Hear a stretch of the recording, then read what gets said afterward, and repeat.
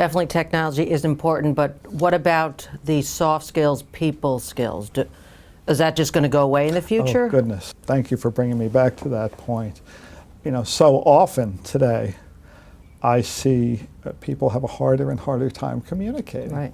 You know, we hide behind email, we hide behind texting, face-to-face. So the company I work in, Sumitomo, face-to-face is so important.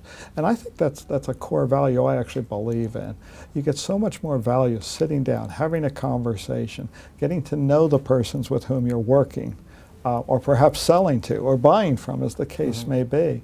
That those relationships are important. And they impact how you do business and probably how well you do business.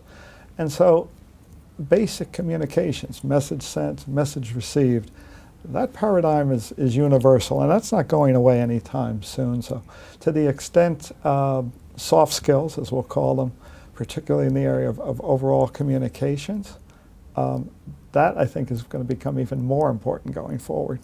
Because it's becoming so rare? Something to that effect. And I think, you know, we often in business talk about IQ and EQ, EQ being emotional intelligence. I have seen, and I'm sure many HR leaders can attest to this, I have seen so many people's careers derail because they didn't have the EQ.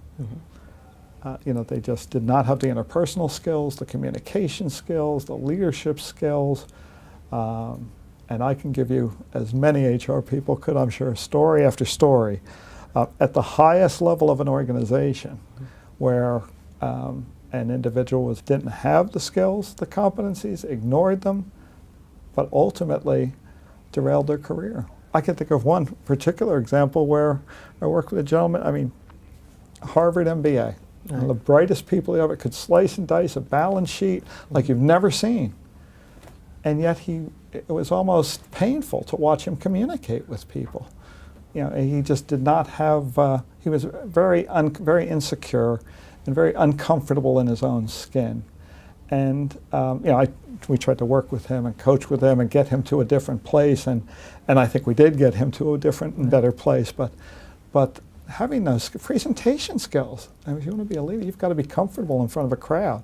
And that takes some work. These are the types of skills that people are going to need going forward, clearly. So yes, I emphasize technology, but you're absolutely right. It has to be balanced with the soft side of things, and at least communications I probably underscore, put in bold, underline. That's probably one of, if not the most important skill.